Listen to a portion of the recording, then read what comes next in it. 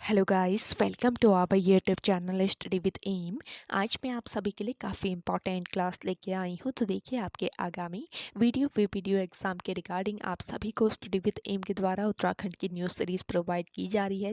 काफ़ी इंपॉर्टेंट ये सीरीज़ है। इस सीरीज़ में आपको इंपॉर्टेंट क्वेश्चंस के साथ साथ कुछ पॉइंट्स भी दिए जा रहे हैं जो कि वीडियो एग्जाम के लिए काफ़ी हेल्पफुल रहने वाले हैं। तो आप सभी लोग हमारी इस सीरीज़ में स्टार्टिंग से लेकर एंड तक बने रहें। तो चलिए, आज की सीरीज़ को हम स्टार्ट करते हैं। स्टार्ट करने से पहले जिन लोगों ने अभी तक हमारे YouTube channel study with M को सब्सक्राइब नहीं किया है वो सब्सक्राइब कर लें। साथ ही साथ बगल में जो बेल आइकन दिख रहा है इसे भी प्रेस कर लें ताकि हम कोई भी वीडियो डालते हैं तो उसका नोटिफिकेशन आपके पास जल्द से जल्द पहुँच जाए। आप सभी लोग हमारे टेलीग्राम चैनल को भी ज्वाइन कर सकते हैं। ये भी स्टडी विद एम के नाम से ही बना हुआ है और टेलीग्राम चैनल पर रात को 8 बजे क्विज का भी आयोजन किया जाता है। काफ़ी इंपॉर्टेंट क्वेश्चन आपको क्विज के रूप में दिए जा रहे हैं तो आप कोई ज्वाइन कर सकते हैं। तो चलिए, आज के सेशन को हम स्टार्ट करते हैं और इस सेशन का पहला क्वेश्चन है, उत्तराखंड के किस लेखक को आंचलिक कहानियों का गोरकी भी कहा जाता है। देखिए, आंचलिक कहानियों का गोरकी भी कहा जाता है पानू खोलिया को। ऑप्शन 4 तो इस क्वेश्चन का करेक्ट आंसर है। देखिए, पानू खोलिया का जन्म 13 अक्टूबर 1939 को अल्मोड़ा के देवली गांव में हुआ था। अल्मोड़ा जनपद के देवली गांव में इनका जन्म हुआ था और हिंदी साहित्य जगत के छठे आठवें दशक के सृजकों में पानू खोलिया का विशिष्ट स्थान है और इन्हीं को ही आंचलिक कहानियों का गोरकी कहा जाता है। अगला क्वेश्चन देखेंगे, किस पर्वत को गण पर्वत एवं रजतगिरी भी कहा जाता है। देखिए, गण पर्वत एवं रजतगिरी किसे कहा जाता है? कैलाश पर्वत को कहा जाता है। ऑप्शन 3 बिल्कुल राइट आंसर है। कैलाश पर्वत आप सभी को ही पता होगा कहाँ पर स्थित है, तिब्बत में स्थित है। तिब्बत में कैलाश पर्वत स्थित है और इसके निकट ही एक झील है जिसका नाम है मानसरोवर झील। और मानसरोवर झील राक्षस ताल से जुड़ी हुई है जिससे सतलज नदी निकलती है।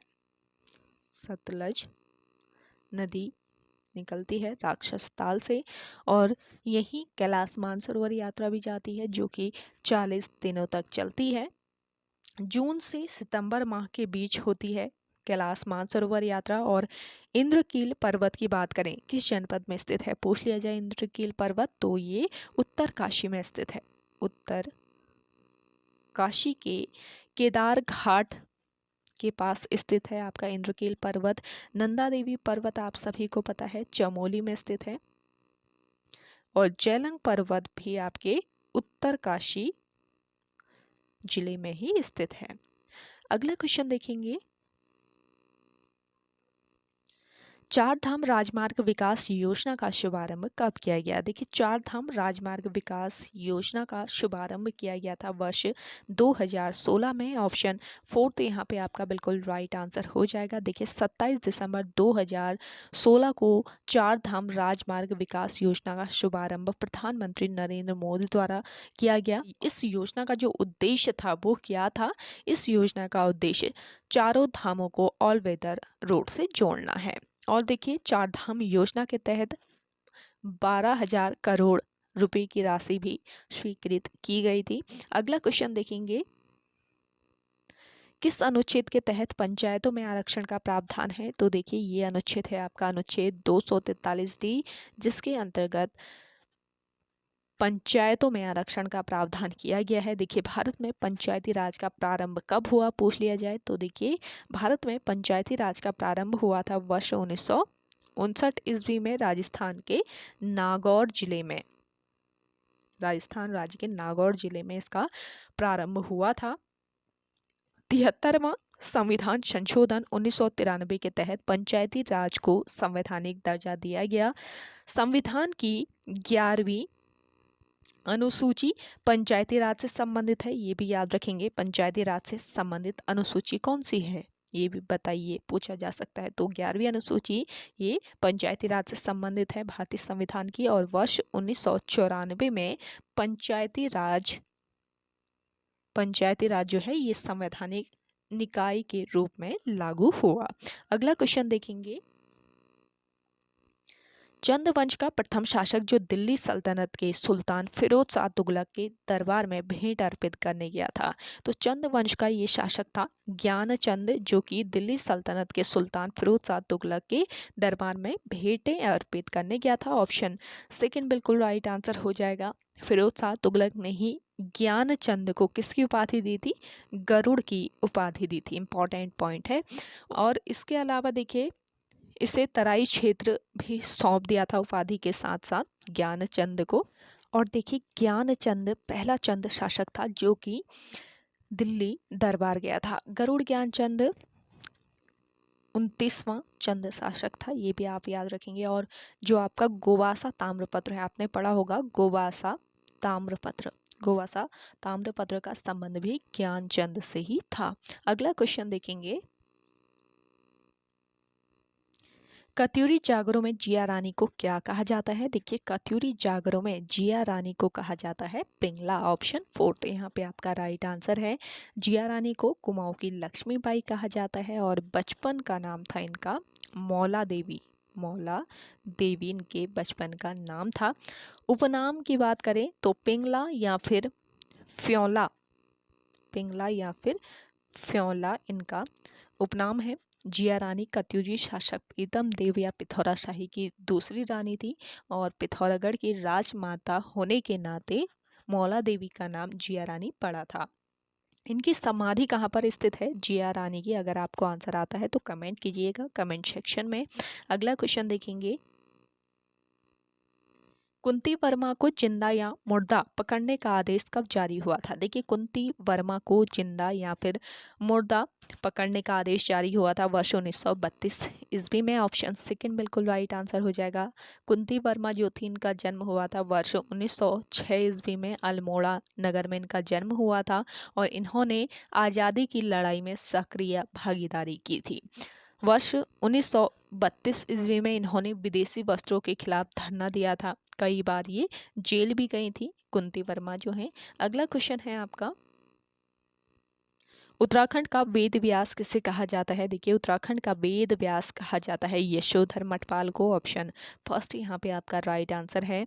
जन्म हुआ था यशोधर मठपाल का वर्ष 1939 ईस्वी को अल्मोड़ा के नौला नामक ग्राम में। और देखिए, इन्होंने वर्ष 1983 ईस्वी में, वर्ष 1983 ईस्वी में इन्होंने भीमताल में लोक संस्कृति संग्रहालय की स्थापना की थी। प्रागैतिहासिक पुरातत्व एवं लोक कला संस्कृति पर इन्होंने 19 मौलिक पुस्तकों का सृजन भी किया। इसके अलावा देखिए, पेटशाल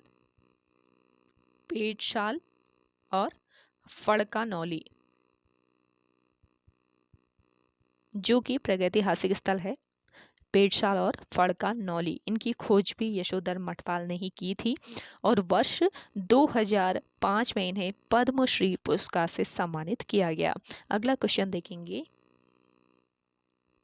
चमोली जिले में नागनाथ क्षेत्र किसके उत्पादन हेतु प्रसिद्ध है? तो देखिए, चमोली जनपद में स्थित है नागनाथ क्षेत्र और ये किसके उत्पादन के लिए प्रसिद्ध है? इस क्वेश्चन का राइट आंसर हो जाएगा तांबा। ऑप्शन सेकंड यहाँ पे आपका बिल्कुल राइट आंसर है। देखिए, मोहन खाल, इसके अलावा पोखरी क्षेत्र में भी पाया जाता है आपका तांबा। और मैग्नेसाइट की बात करें तो चमोली के पोखरी व मंदाकिनी घाटी में मैग्नेसाइट के भंडार पाए जाते हैं। इसके अलावा डोलोमाइट की अगर हम बात करें तो चमोली के पीपल कोटी में डोलामाइट आपका पाया जाता है। और राज्य में सर्वप्रथम चमोली जिले के रूपगंगा घाटी में किसकी खोज हुई थी? गंधक की खोज हुई थी। अगला देखिएगा, श्री हरि कीर्तन सभा की स्थापना नैनीताल में कब हुई थी? तो देखिए, श्री हरि कीर्तन सभा की स्थापना हुई थी कहाँ पर? नैनीताल में। और कब हुई थी? वर्ष 1940 ईस्वी में हुई थी। इसके अलावा श्री राम सेवक सभा भी आपके नैनीताल में ही स्थित है, जिसकी स्थापना हुई थी वर्ष 1918 ईस्वी में। अगला क्वेश्चन है, शंकराचार्य ने बद्रिकाश्रम में स्थापित मूर्ति कहाँ से निकाली थी? देखिए, शंकराचार्य ने बद्रिकाश्रम में स्थापित मूर्ति को निकाला था नारद कुंड से। ऑप्शन फर्स्ट यहाँ पे आपका राइट आंसर हो जाएगा। नारद कुंड बद्रीनाथ के पास स्थित है। इस नारद कुंड से 8वीं शताब्दी के आसपास आदि गुरु शंकराचार्य ने 1 मीटर लंबी 1 मीटर लंबी शालिग्राम से निर्मित मूर्ति को निकाला था। पंचकुंड आपके कहाँ पर स्थित है? पंचकुंड भी आपके बद्रीनाथ के पास ही स्थित हैं। और कौन कौन से कुंड आते हैं पंचकुंड कुंड में? एक तो आता है आपका तप्त कुंड, दूसरा आता है आपका नारद कुंड, फिर आता है आपका मानुषी कुंड, इसके अलावा आपका आता है त्रिकोण कुंड और सत्यपथ कुंड। बताइए कि कौन से कुंड पंचकुंड में नहीं आते हैं? इस तरीके से भी आयोग द्वारा क्वेश्चन पूछा जाता है। तो तप्त कुंड, नारद कुंड, इसके अलावा मानुषी कुंड, त्रिकोण कुंड और सत्यपथ कुंड, ये कुंड आते हैं आपके पंचकुंड में, जो कि बद्रिकाश्रम के पास स्थित हैं। अगला है आपका उत्तराखंड में किस नदी का नाम राठ वाहिनी है? तो देखिए उत्तराखंड राज्य में राठ वाहिनी नाम है रामगंगा नदी का। ऑप्शन 3 यहाँ पे आपका राइट आंसर हो जाएगा। देखिए पूर्वी रामगंगा नदी की बात करें तो यह नदी नामिक ग्लेशियर से निकलती है। पूर्वी रामगंगा नदी निकलती है नामिक ग्लेशियर से। और पश्चिमी रामगंगा की बात करें तो ये आपकी निकलती है दूधातोली से। पूर्वी तो निकलती है आपके नामिक से और पश्चिमी निकलती है दूधातोली से। और सहायक नदियां हैं बिरमा, बीनो व गगास नदियां। नामिक ग्लेशियर जो है इसमें नमक की मात्रा पाई जाती है। ट्रैक ऑफ द ईयर 2018 नामिक घाटी पिथौरागढ़ को दिया गया था। ये भी आपको याद रखना है। अगला क्वेश्चन देखेंगे, शूरगैन नामक त्योहार किस जनजाति द्वारा मनाया जाता है? देखिए शूरगैन नामक जो त्योहार है ये मनाया जाता है खस प्रजाति द्वारा। जनजाति नहीं होगा यहाँ पे, प्रजाति होगा। तो प्रजाति है ये खस प्रजाति, जिसके द्वारा शूरगैन नामक त्योहार मनाया जाता है। किरात के बाद उत्तराखंड राज्य में खस प्रजाति का आधिपत्य हुआ। वर्ष 1885 ईस्वी में खसों को शूद्र वर्ग में सम्मिलित किया गया। खस प्रजाति में घर जमाई रखने की प्रथा प्रचलित थी। इसके अलावा झटेला प्रथा भी खसों में ही व्याप्त थी। खस प्रजाति के जो लोग थे ये अपने ज्येष्ठ पुत्री यानी बड़ी पुत्री को मंदिरों में दान कर देते थे। अगला क्वेश्चन है आपका, पहाड़ पर लालटेन किस साहित्यकार की कृति है? देखिए पहाड़ पर लालटेन ये कृति है मंगलेश डबराल की। ऑप्शन सेकेंड यहाँ पे आपका राइट आंसर हो जाएगा। मंगलेश डबराल को साहित्य अकादमी पुरस्कार से सम्मानित किया गया है। कब किया गया? वर्ष 2000 ईस्वी में। पहाड़ पर लालटेन मंगलेश डबराल का एक काव्य संग्रह है। ये इनका एक काव्य संग्रह है जो कि वर्ष 1981 में आया था। वर्ष 2001 में आधारशिला पुरस्कार से इन्हें सम्मानित किया गया। अगला क्वेश्चन है आपका, दिंगास अभिलेख उत्तराखंड के किस जनपद से प्राप्त हुआ है? देखिए दिंगास अभिलेख प्राप्त हुआ है कहाँ से? पिथौरागढ़ जनपद से। मोस्ट इंपॉर्टेंट क्वेश्चन है, ऑप्शन फर्स्ट यहाँ पे आपका राइट आंसर हो जाएगा। आप सभी को सेशन पसंद आ रहा है तो लाइक कर लीजिए। जिन लोगों ने अभी भी हमारे YouTube channel study with M को सब्सक्राइब नहीं किया है वो सब्सक्राइब कर लें। और सेशन आप सभी लोग शेयर जरूर कीजिएगा अपने दोस्तों के साथ अपने व्हाट्सएप ग्रुप्स में। अगला है, किस जनजाति में तलाक का अधिकार सिर्फ महिलाओं को होता है? तो देखिए ये जनजाति है थारू जनजाति, जिसमें तलाक का अधिकार सिर्फ महिलाओं को होता है। थारुओं की महिलाओं को तलाक देने का अधिकार है, जिसे क्या कहा जाता है? उरारी कहा जाता है। तलाक देने के अधिकार को कहा जाता है उरारी। थारू लोग जो होते हैं इनका विवाह माघ या फिर फुलोरा दूज में होता है। और इस जनजाति में विधवा विवाह का प्रचलन भी है। राज्य व कुमाऊं क्षेत्र की सर्वाधिक आबादी वाली जनजाति थारू जनजाति है और इन्हें किरात वंशी माना जाता है। किरात वंशी नहीं माना जाता है थारू जनजाति के लोगों को। अगला क्वेश्चन है, तुमरिया बांध किस नदी पर बना है? तुमरिया बांध बना है आपके फीका नदी पर। ऑप्शन थर्ड यहाँ पे आपका राइट आंसर है। तुमरिया बांध किस जनपद में स्थित है पूछा जाए तो उधम सिंह नगर जनपद के काशीपुर में स्थित है आपका तुमरिया बांध। इसके अलावा देखिए इसका निर्माण कार्य शुरू हुआ था वर्ष 1961 ईस्वी में और इस बांध को चालू किया गया वर्ष 1970 ईस्वी में। अगला क्वेश्चन है,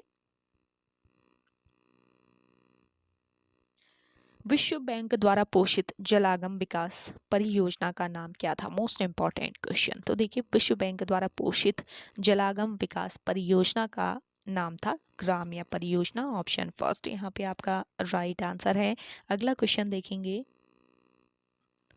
अभिनव जवाहर योजना संबंधित है। देखिए, अब अभिनव जवाहर योजना का संबंध किससे है? चारा विकास से है। ऑप्शन फर्स्ट यहाँ पे आपका राइट आंसर हो जाएगा। नेक्स्ट क्वेश्चन देखेंगे, साहित्य अकादमी पुरस्कार प्राप्त करने वाला राज्य का प्रथम व्यक्ति है। तो देखिए, साहित्य अकादमी पुरस्कार प्राप्त करने वाला राज्य का प्रथम व्यक्ति बताना है। करेक्ट आंसर हो जाएगा आपका रस्किन बॉन्ड। ऑप्शन सेकेंड यहाँ पे आपका राइट आंसर है। तो ओके गाइस, आज के सेशन में इतना ही। आई होप आप सभी को आज का ये सेशन काफ़ी पसंद आया होगा। अगर आप सभी को ये सेशन पसंद आता है तो इस सेशन को लाइक कीजिएगा, शेयर कीजिए। जिन लोगों ने अभी भी हमारे YouTube channel study with M को सब्सक्राइब नहीं किया है वो सब्सक्राइब कर लें। तो चलिए मिलते हैं नेक्स्ट इंटरेस्टिंग वीडियोज़ के साथ, तब तक के लिए धन्यवाद।